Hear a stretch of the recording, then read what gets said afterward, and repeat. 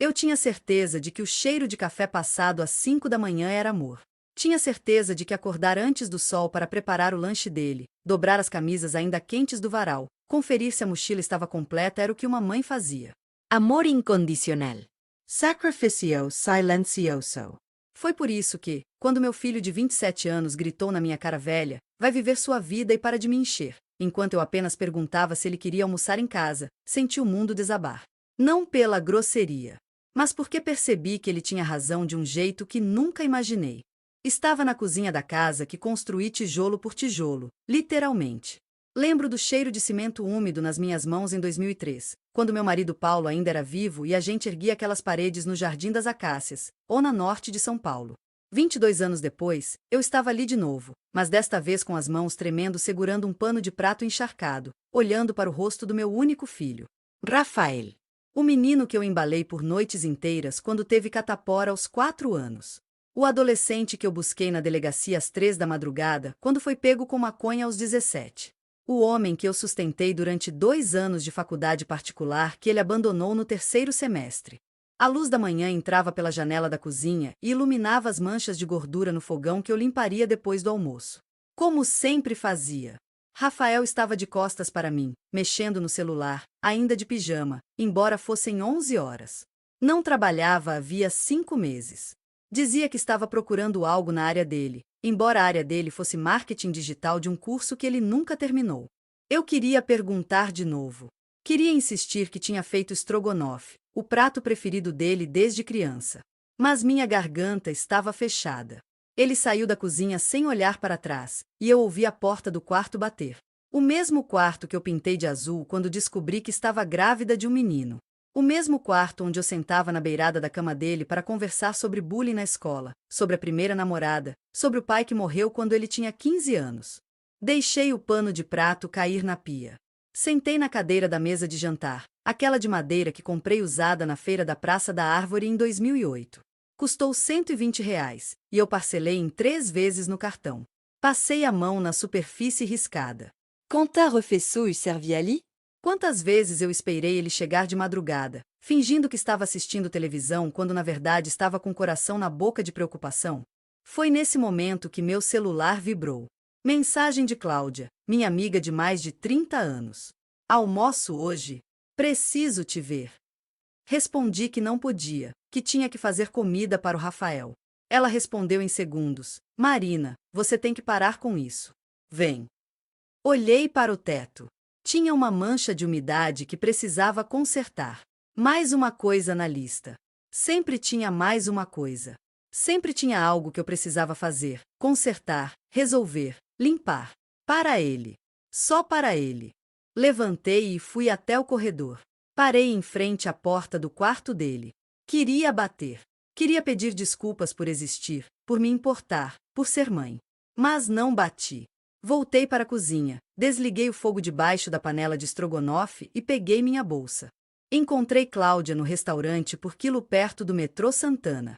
Ela já estava numa mesa no canto, com aquela cara de quem tinha algo importante para falar. Cláudia sempre foi direta. Foi ela quem me disse para denunciar o Paulo quando ele bateu em mim pela primeira vez, em 1999. Foi ela quem me emprestou R$ 2.000 quando eu precisei pagar o aluguel depois que ele morreu e a pensão ainda não tinha saído. Ela pediu um suco de laranja e olhou nos meus olhos. Marina, você está se matando por um homem adulto que não te respeita. Tentei defender o Rafael. Disse que ele estava passando por um momento difícil, que o mercado estava complicado, que ele estava deprimido. Cláudia cortou na hora.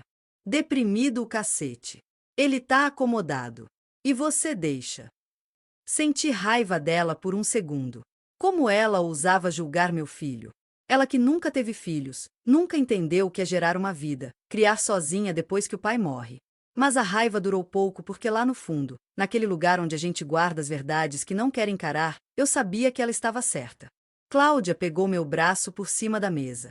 Você tem 52 anos, Marina. 52. Não é velha. Mas tá vivendo como se tivesse 80. Quando foi a última vez que você fez algo para você?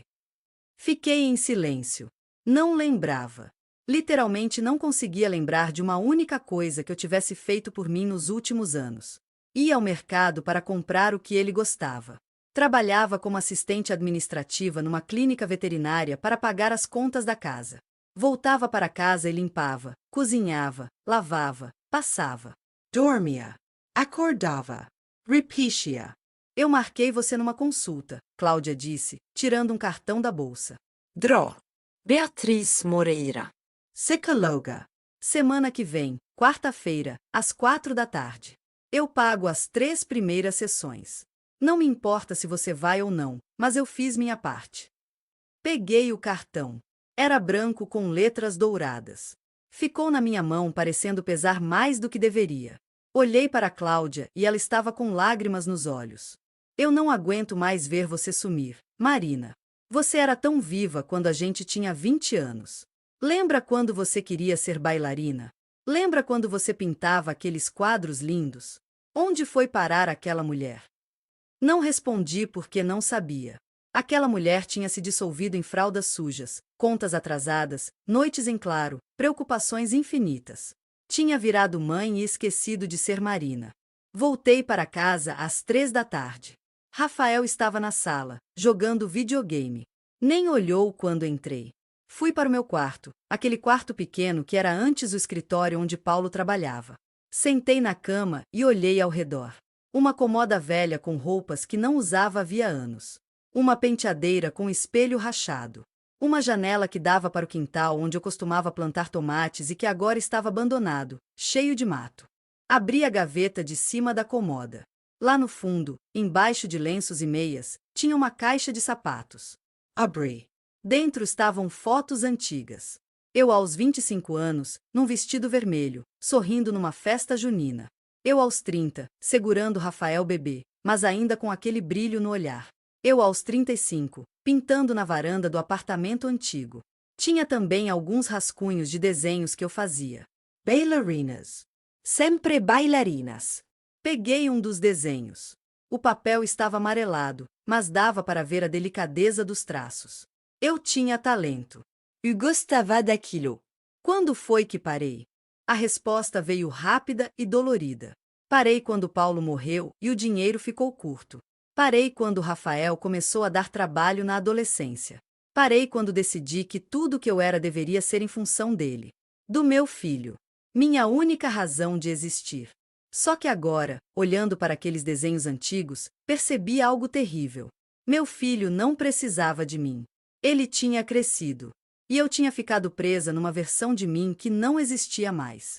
A mãe de criança pequena. A viúva em luto. A protetora inconditional. Se você está me ouvindo agora e se identifica com isso que estou contando, por favor, se inscreva no canal e deixe um like. Porque essa história não é só minha. É de muitas mulheres que se perderam no caminho de cuidar dos outros. Naquela noite, não fiz janta. Pela primeira vez em anos, não fiz janta. Pedi uma pizza para mim e deixei um bilhete na geladeira avisando Rafael que tinha comida congelada se ele quisesse esquentar. Comi sozinha no meu quarto, vendo uma série boba na televisão. E foi estranho. Estranho e libertador ao mesmo tempo. Na quarta-feira seguinte, fui à consulta com a doutora Beatriz. O consultório ficava num prédio comercial na Avenida Paulista, bem diferente do meu bairro. Subi de elevador com as mãos suando. Quando ela me recebeu, era uma mulher de uns 40 e poucos anos, cabelos grisalhos presos num coque, óculos de armação vermelha, sorriso gentil. Sentei no sofá de couro marrom e ela perguntou por que eu estava ali. Contei tudo. O grito do Rafael. A sensacao de beicio. A percepção de que eu tinha 52 anos e não sabia quem era além de mãe. Ela me ouviu em silêncio, fazendo algumas anotações. No final da sessão, ela disse algo que me marcou. Marina, você construiu sua identidade inteira em torno do seu filho. E agora ele não precisa mais dessa construção. O problema não é ele. É que você não sabe existir sem essa função. Você precisa se reconstruir. E isso vai doer. Mas é necessário. Saí dali com a cabeça zunindo. Peguei o metrô de volta para casa e fiquei olhando meu reflexo no vidro escuro do vagão. Quem era aquela mulher? Cabelos grisalhos que eu tingia religiosamente de castanho escuro. Rugas ao redor dos olhos. Corpo cansado de carregar peso que não era meu. Roupas sem graça, sempre práticas, nunca bonitas. Quando cheguei em casa, Rafael estava saindo. Vou na casa do Tiago. Molto tardi. Nem esperou resposta. A porta bateu. Fiquei ali parada no corredor, olhando para aquele espaço vazio, e em vez de sentir abandono, senti algo diferente. Possibilidade. Aguardo sua confirmação para continuar com o segundo bloco. Aqui está o segundo bloco. Naquela noite, fiz algo que não fazia havia pelo menos 15 anos. Abri uma garrafa de vinho que ganhei no amigo secreto da clínica no Natal passado e que estava guardada no armário da cozinha. Servi uma taça, coloquei uma música antiga que costumava ouvir nos anos 90, Djavan, e sentei na varanda dos fundos. A lua estava cheia e iluminava o quintal abandonado. O mato alto balançava com o vento frio de agosto. Tomei o vinho devagar, sentindo o gosto amargo e doce ao mesmo tempo, e chorei. Chorei por tudo que eu tinha deixado para trás. Pela Marina que dançava nas festas. Pela Marina que sonhava em ter um ateliê de pintura. Pela Marina que acreditava que a vida podia ser mais do que obrigações. Mas também chorei de alívio. Porque finalmente eu estava começando a enxergar. E enxergar dói, mas também liberta. Na sessão seguinte com a doutora Beatriz, ela me propôs um exercício. Quero que você faça uma lista de 10 coisas que gosta ou gostava de fazer. Coisas que não envolvam o Rafael, a casa ou obrigações. Só coisas suas. Voltei para casa com aquele desafio na cabeça. Sentei à mesa da cozinha com um caderno velho que encontrei numa gaveta e comecei a escrever. Demora. Demorou muito. Porque eu tinha esquecido o que era prazer. O que era vontade própria. Mas aos poucos, as palavras foram saindo. Pintar. 2. Dançar. 3. Caminhar no parque. 4. Ler romances policiais. 5. Tomar café da manhã fora, naquelas padarias com pão quentinho. 6. Assistir filmes antigos. 7. Ir ao teatro. 8. Cuidar de plantas.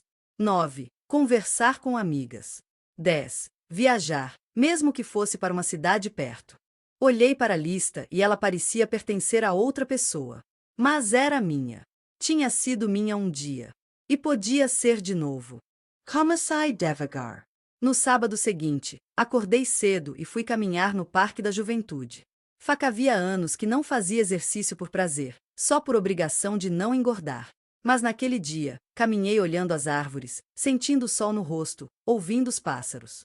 1 hora inteira só minha. Quando voltei para casa, Rafael ainda estava dormindo. Tomei banho, me arrumei e fui até uma papelaria no centro. Comprei tintas, pincéis e 3 telas pequenas. Gastei R$ 240 que estavam guardados para emergências. Mas aquilo era uma emergência. Uma emergência de alma. Montei um cantinho na varanda dos fundos. Limpei o espaço, coloquei uma mesinha velha que estava no porão e comecei a pintar. No começo, as mãos estavam duras, os movimentos inseguros. Mas aos poucos, algo antigo acordou dentro de mim. As cores na tela começaram a ganhar forma. Pintei o quintal. O mato alto. A lua cheia. Era tosco, amador, mas era meu. Rafael apareceu na varanda naquela tarde. Olhou para mim com uma expressão confusa. O que você está fazendo? Pintando, respondi, sem tirar os olhos da tela. Desde quando você pinta? Desde antes de você nascer. Só tinha esquecido. Ele ficou ali parado por alguns segundos, como se estivesse processando a informação. Então deu de ombros e voltou para dentro. Não perguntou mais nada. Nas semanas seguintes, minha rotina mudou.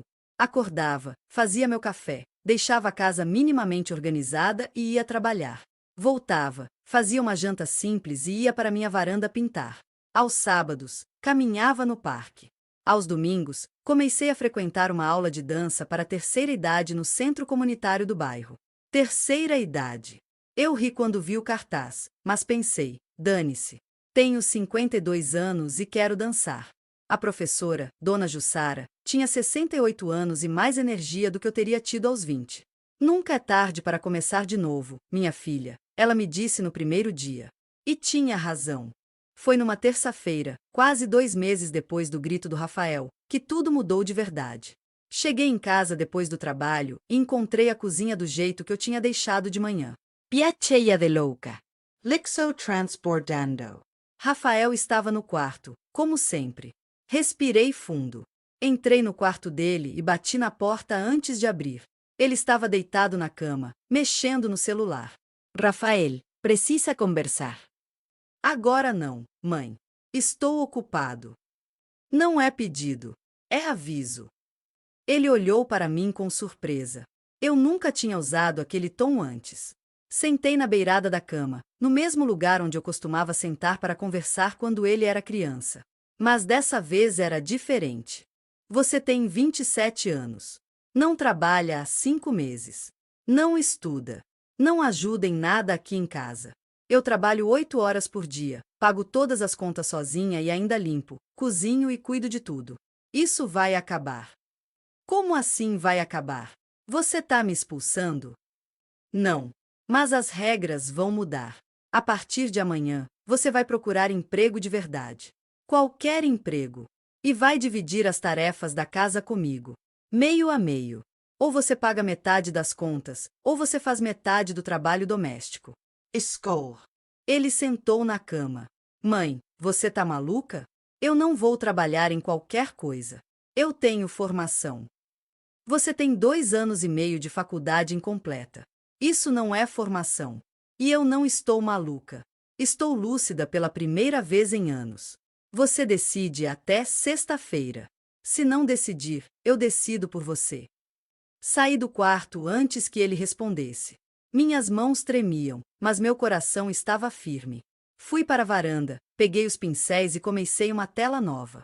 Dessa vez, pintei uma bailarina. Uma bailarina velha, cabelos grisalhos, corpo não mais perfeito, mas dançando mesmo assim. Dançando com os braços abertos e um sorriso no rosto. Rafael não saiu do quarto naquela noite. No dia seguinte, ele estava diferente. Calado, mas diferente. Na quinta-feira, ele entrou na cozinha enquanto eu tomava café. Sentou do outro lado da mesa. Arrumei uma entrevista. Numa empresa de logística. É para assistente administrativo. Não é marketing, mas é alguma coisa. Olhei para ele e vi algo que não via havia anos. Responsabilidade. Medo também. Mas responsabilidade acima de tudo. Que horas é a entrevista? Amanhã, às 10. Você quer que eu te ajude a escolher roupa? Ele hesitou, como se aceitar ajuda fosse admitir derrota. Mas então assentiu. Queria, sim. Naquela noite, separei uma camisa que eu tinha passado, uma calça social que ele não usava havia anos e dei dicas sobre como se comportar na entrevista. Foi estranho. Era como se os papéis tivessem mudado. Eu não estava mais ali desesperada para resolver a vida dele. Estava ali oferecendo apoio, mas deixando claro que a responsabilidade era dele. Ele conseguiu o emprego. Começou na segunda-feira seguinte. No primeiro dia, acordou às 6 da manhã, tomou banho, se arrumou e saiu às 7. Eu estava na cozinha tomando café quando ele passou. Ele parou, olhou para mim e disse, pela primeira vez em meses, obrigado, mãe. Não foi um pedido de desculpas pelo grito. Não foi uma declaração emocionada. Mas foi real. E foi suficiente. Com o Rafael trabalhando, a casa ficou diferente. Mais silenciosa durante o dia, mas mais leve. Comecei a fazer mudanças. Cortei o cabelo curto, bem curto, e parei de tingir. Deixei os fios grisalhos aparecerem. No começo, me assustei com o espelho. Mas depois me acostumei.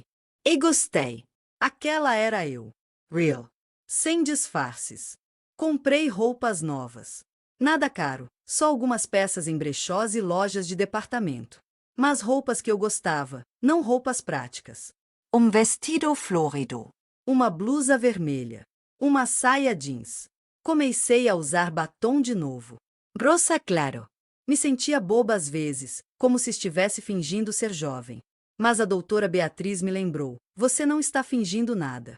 Você está se permitindo existir. 3 meses depois do grito, Cláudia me convidou para um fim de semana em Campos do Jordão. Só nós duas. Descanso. Conversa. Venho. Você merece. Pensei em recusar. Pensei em dizer que não podia deixar o Rafael sozinho. Mas então lembrei que ele era um homem adulto, que trabalhava, que sabia fritar um ovo e pedir comida. Não precisava de babá. Uaceto. Cláudia quase caiu da cadeira. Sério? Assim, sem discutir. Assim, sem discutir. Fomos num sábado de manhã. Alugamos uma pousada simples, mas aconchegante. Passamos o dia andando pelas ruas, entrando em lojinhas, tomando chocolate quente, rindo de coisas bobas. À noite, sentamos numa lareira, com uma garrafa de vinho e uma tábua de queijos, e conversamos por horas. Sobre o passado, sobre o presente, sobre o futuro. Cláudia me contou sobre um divórcio difícil que tinha enfrentado. Eu contei sobre o processo de me reencontrar. Você tá diferente, Marina. Tá brilhando. Tô velha, Berinqui. Tá viva. Que é diferente de velha. Naquela noite, olhando o fogo crepitar na lareira, percebi algo importante. Eu não precisava da aprovação do Rafael para viver. Não precisava que ele me agradecesse, me reconhecesse ou me validasse. Eu podia simplesmente existir. Para mim. E isso não era egoísmo. Era sobrevivência. Quando voltei para casa no domingo à noite, Rafael estava na sala. A casa estava razoavelmente organizada. Ele tinha lavado a louça e até passado um pano no chão. Como foi a viagem? Ele perguntou. Foi ótima. Precisava disso. Ele assentiu. E então, pela primeira vez, disse algo que mudou tudo entre nós. Mãe, eu sinto muito pelo que eu disse. Aquele dia na cozinha. Foi cruel. E foi injusto. Sentei ao lado dele no sofá. Foi. Mas também foi verdade. Eu precisava ouvir aquilo. De um jeito estranho, você me libertou. Ficamos em silêncio por um tempo. Então ele perguntou sobre as pinturas. Sobre as aulas de dança. Sobre a viagem. E eu contei.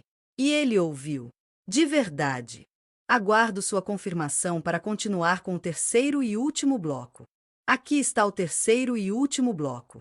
Os meses seguintes foram marcados por pequenas conquistas. Voltei a pintar quase todos os dias, criei uma rotina para cuidar das plantas do quintal e retomei o hábito de ler antes de dormir. Com o tempo, abri espaço para novas amizades. Conheci pessoas nas aulas de dança, troquei receitas com vizinhas do bairro e comecei a frequentar um grupo de conversa sobre livros na Biblioteca Pública de Santana. Descobri que a vida não era apenas sobrevivência, não precisava ser feita só de sacrifícios e urgências.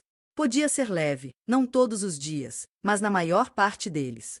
Rafael passou por altos e baixos no trabalho. Às vezes chegava em casa tarde, cansado, sem vontade de conversar. Outras vezes, me chamava para assistir futebol ou pedir comida juntos. Nos domingos, criou o costume de me convidar para andar no parque. Não como mãe que cuida, mas como alguém que ele respeitava, alguém com quem queria compartilhar um tempo de paz. Durante esse tempo, precisei revisitar documentos e lembranças antigas. Recebi uma carta do banco, cobrando uma dívida que eu pensava já quitada, o saldo residual da época em que Paulo morreu, 15 anos atrás, R$ 3.880,23. Não era muito no papel, mas para mim era como uma sombra sobre tudo que eu estava reconstruindo.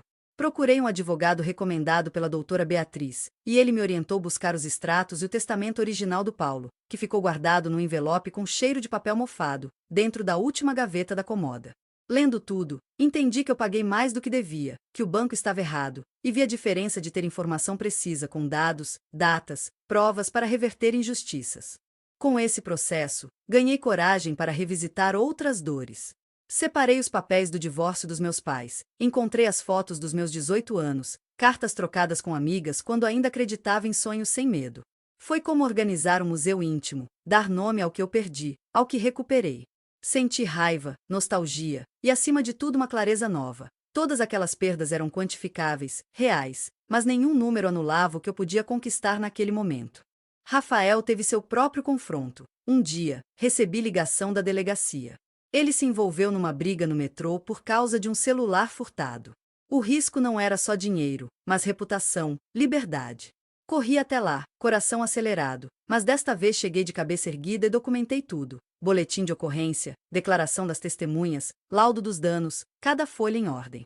Contei com a ajuda de especialistas, organizei as evidências e garanti que ele seria ouvido com justiça. O delegado arquivou o caso. Rafael estava limpo, mas saímos dali mais honestos, mais adultos. No confronto final com o banco, marquei uma reunião presencial. Cheguei cedo, de vestido florido, papéis em pastas plásticas, junto da advogada. Apresentei os extratos, enumerei os anos de pagamentos, as datas omitidas, os juros incorretos. Perguntei ao gerente: onde está o registro do débito original? Por que não recebi aviso antes do prazo legal? Encurralei com perguntas simples, binárias: ou devolviam o dinheiro ou levaríamos ao tribunal, com provas públicas. Foi inevitável. Recebi carta de quitação, valor estornado, justiça feita. No epílogo desses meses, criei novas rotinas. Passei a caminhar todas as manhãs, cuidar do quintal, ler na varanda e cozinhar para mim. Minha relação com Rafael mudou. Ele me respeitava, me consultava antes de decisões importantes, ajudava nas tarefas de casa. Nos sábados, inauguramos o café da manhã das 2 gerações. Eu fazia pão de queijo, ele trazia bolo de fubá da padaria. A sala principal da casa foi reorganizada, quintal livre de mato, varanda florida, quadros meus nas paredes. Voltei a dar risada com Cláudia. Falamos dos anos que corremos atrás dos outros e esquecemos de nós mesmas. Descobri que o cheiro de café passado já não significava sacrifício, mas pertencimento. Me vi inteira diante do espelho, cabelo curto, rugas honestas, roupa colorida, olhar sereno.